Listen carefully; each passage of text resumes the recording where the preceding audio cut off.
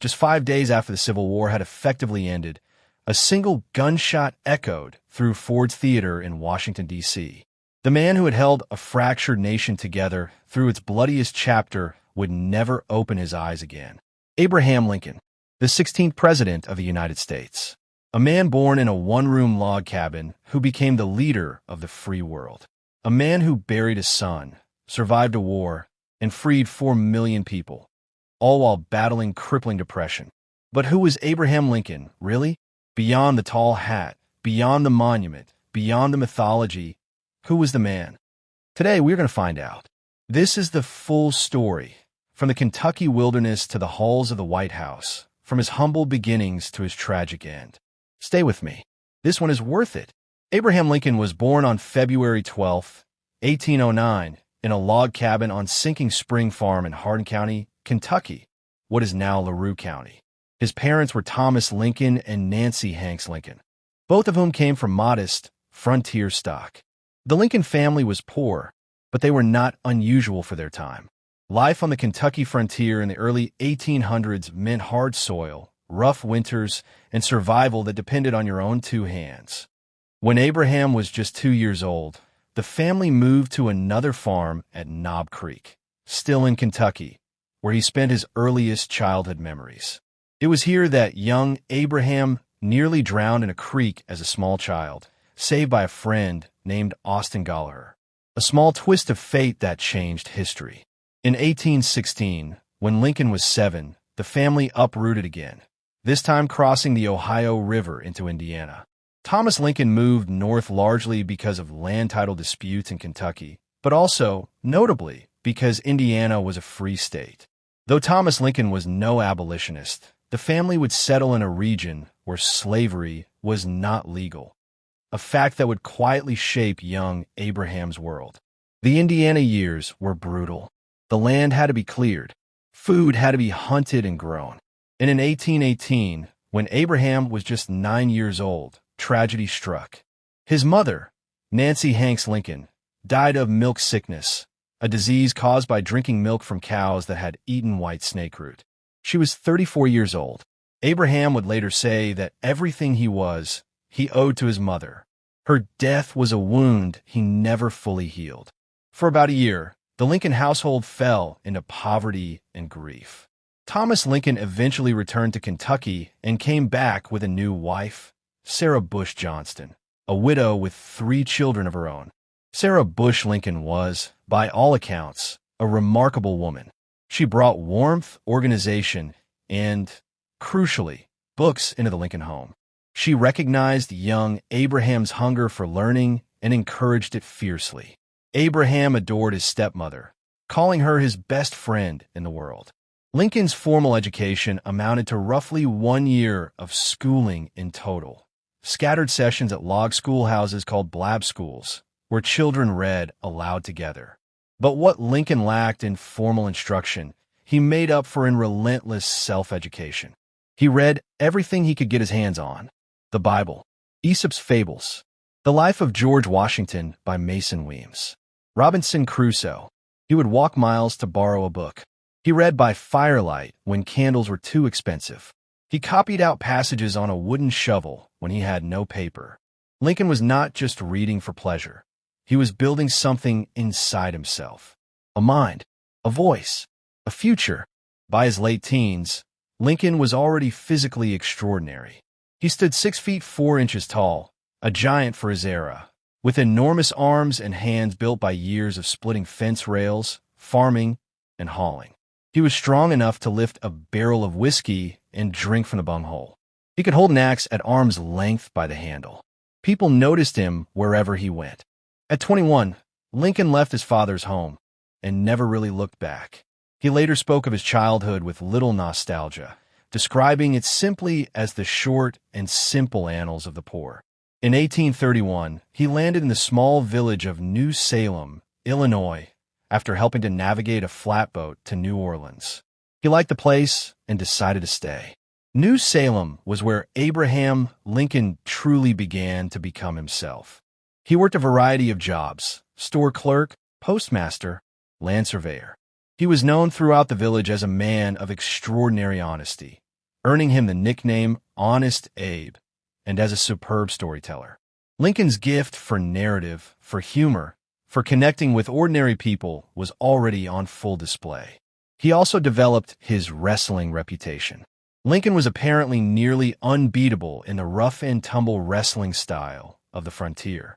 He reportedly won over 300 matches over his lifetime, losing only once.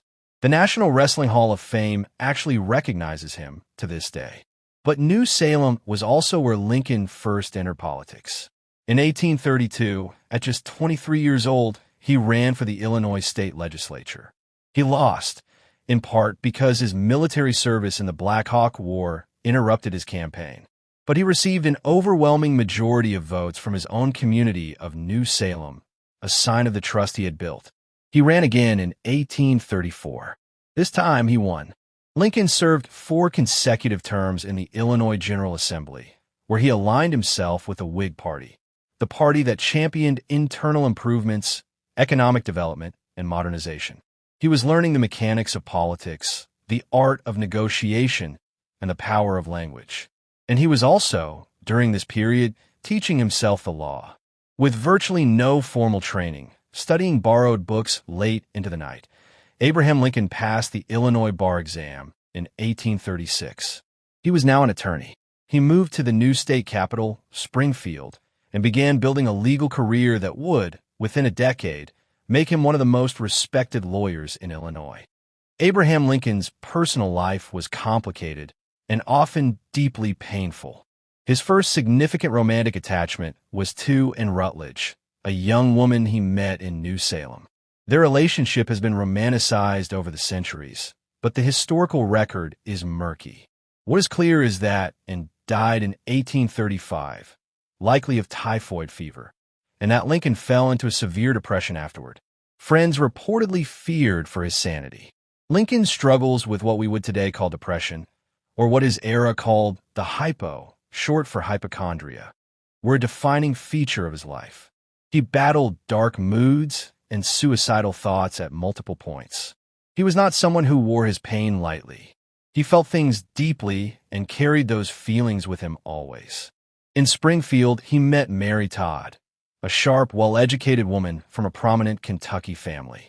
Mary was witty, politically astute, and strong-willed. She had suitors from the city's best families, including Stephen Douglas, who would later become one of Lincoln's greatest political rivals. She chose Lincoln. Their courtship was rocky. Lincoln famously called off the engagement on January 1st, 1841, a day he later described as the most miserable of his life. The reasons remain unclear, but after a painful separation, they reconciled and were married on November 4th, 1842. The Lincoln marriage was, by most accounts, a partnership of genuine affection and considerable tension. Mary could be imperious and temperamental. Abraham could be emotionally withdrawn and consumed by work. But they loved each other.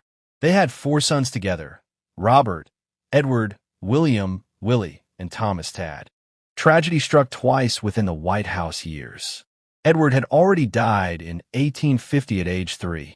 Willie died in February 1862 at age 11, possibly of typhoid from contaminated White House water, while Lincoln was president and the Civil War was raging. Lincoln was reportedly found weeping alone beside his son's body. Mary never fully recovered. Through the 1840s, Lincoln built a thriving law practice in Springfield. He rode the judicial circuit, traveling by horseback across central Illinois for months at a time, arguing cases in courthouses across the region. He became known for his sharp legal mind, his ability to sway juries with plain language and humor, and above all, his integrity. In 1846, Lincoln was elected to the United States House of Representatives, the only Whig from Illinois to win that year. He served a single term in Congress, where he became known for his opposition to the Mexican-American War, which he viewed as a war of aggression manufactured by President Polk. His criticism was politically costly. He was seen back home as unpatriotic, and he did not seek re-election. He returned to Springfield and his law practice, and for several years it seemed as though his political career might be over. Then came the Kansas-Nebraska Act, of 1854.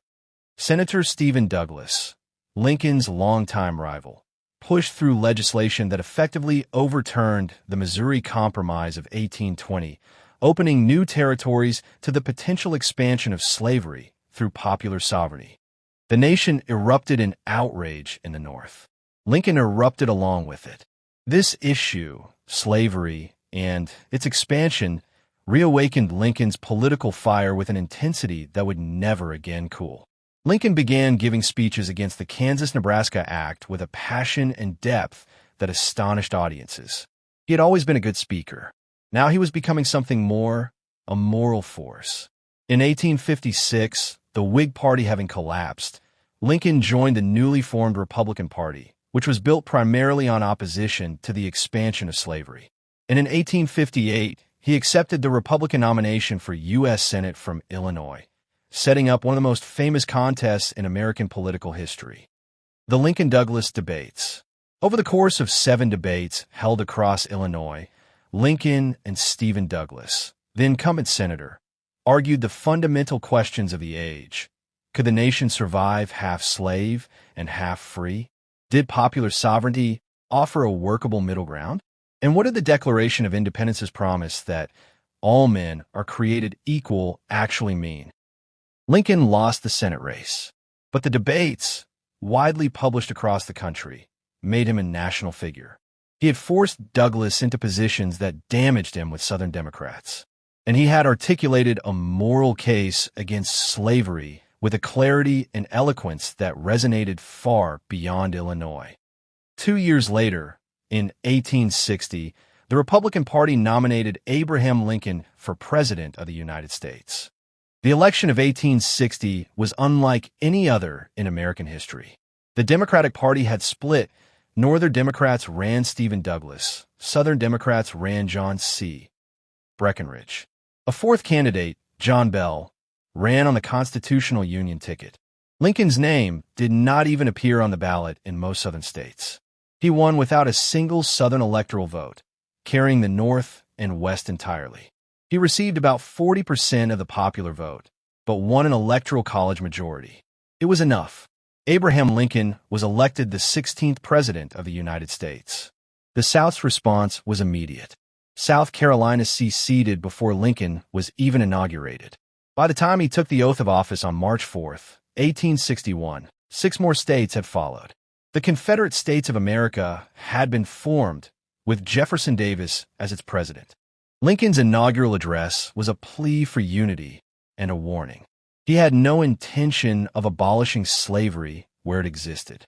He promised to enforce federal law, and he closed with a famous appeal: "We are not enemies, but friends. We must not be enemies." The Confederacy did not listen. On April 12, 1861, Confederate forces opened fire on Fort Sumter in South Carolina. The Civil War had begun. Lincoln moved with remarkable speed and decisiveness in the war's early days, often pushing beyond the boundaries of his constitutional authority. He blockaded Southern ports, suspended habeas corpus, called up state militias, and committed federal funds, all without congressional approval, while Congress was in recess. He would later ask Congress to ratify his actions, which they largely did. The war's early years were brutal for the Union. The North suffered humiliating defeats at Bull Run, at Chancellorsville, at Fredericksburg. Lincoln cycled through Generals McClellan, Burnside, Hooker, searching for someone who would actually fight. Meanwhile, the question of slavery moved to the center of the war. Lincoln had initially framed the conflict as a war to preserve the Union, not to end slavery. He was acutely aware of the need to hold the border states, where slavery was legal but which had not seceded. He could not afford to lose Kentucky, Maryland, or Missouri. But as the war dragged on, Lincoln came to believe, strategically and morally, that striking at slavery was necessary to win. On September 22, 1862, 5 days after the Battle of Antietam, the bloodiest single day in American military history, Lincoln issued the preliminary Emancipation Proclamation. Effective January 1, 1863, all enslaved people in states in rebellion against the United States would be declared free. The Emancipation Proclamation was a war measure. It did not immediately free a single enslaved person, as it applied only to areas the Union did not control. But its moral and strategic significance was immense. It transformed the war into an explicitly anti-slavery crusade. It prevented Britain and France from recognizing the Confederacy, and it opened the door to black men serving in the Union Army. Eventually, over 180,000 would serve. Lincoln also found his general. In March 1864, he appointed Ulysses S. Grant as commander of all Union armies. Grant was a fighter. He would not retreat. As the 1864 election approached, Lincoln genuinely believed he would lose. The war was grinding on. Casualties were catastrophic. War weariness was setting in. The Democratic candidate, George McClellan, Lincoln's own former general, ran on a platform of negotiated peace. Then, in September 1864, General William Sherman captured Atlanta. The North erupted in celebration. The tide had turned. Lincoln won re-election in a landslide, carrying 55% of the popular vote and winning 212 electoral votes to McClellan's 21. Significantly, he won roughly 78% of the soldier vote. The men who were actually fighting were voting to continue the fight. His second inaugural address, delivered on March 4th, 1865, is widely considered one of the greatest speeches in American history. With the war nearly won, Lincoln offered not triumphalism, but reconciliation. With malice toward none, with charity for all, with firmness in the right as God gives us to see the right, let us strive on to finish the work we are in, to bind up the nation's wounds. 6 weeks later, on April 9th, 1865, Robert E. Lee surrendered to Ulysses South Grant at Appomattox Courthouse, Virginia. The war was over. Abraham Lincoln did not live to see Reconstruction begin. He did not live to see the 13th Amendment, abolishing slavery throughout the United States, fully ratified. He had fought for it. He had signed the joint resolution, submitting it to the states just weeks before. But he would not see its completion. On the evening of April 14th, 1865, Good Friday, Lincoln attended a performance of the comedy Our American Cousin at Ford's Theater in Washington, D.C. He was exhausted, and reportedly had had a dream in recent days of a ship sailing toward a dark and indefinite shore, a dream he associated with major events. At approximately 10:15 p.m., John Wilkes Booth, a Confederate sympathizer and actor who knew the theater intimately, entered the presidential box and shot Lincoln once behind the left ear with a .44 caliber Derringer pistol. Lincoln slumped forward. He never regained consciousness. He was carried across the street to the Peterson house, where doctors worked through the night. Mary Lincoln sat vigil. Secretary of War Edwin Stanton was present. Lincoln son Robert wept. At 7:22 in the morning on April 15th, 1865, Abraham Lincoln died. Stanton reportedly said, "Now he belongs to the ages." The grief that swept the nation, the North especially, was unlike anything Americans had experienced. Lincoln's body was placed on a funeral train that traveled 1,654 miles over 13 days, stopping in cities across the Northeast and Midwest, where hundreds of thousands of Americans came to pay their respects. He was buried in Oak Ridge Cemetery in Springfield, Illinois, the city where he had built his life, his law practice, and his family. John Wilkes Booth was tracked down and killed in a Virginia barn 12 days after the assassination. 8 conspirators were tried, 4 were hanged. So, thank you so much for watching. If you made it this far, you are exactly the kind of history lover this channel is built for. If you enjoyed this video, please like and subscribe. It genuinely helps this channel grow. Drop a comment below. What part of Lincoln's life surprised you most? I read every one. Next time, we'll be covering Leonardo da Vinci. Until then, keep asking questions and keep digging into history. See you then.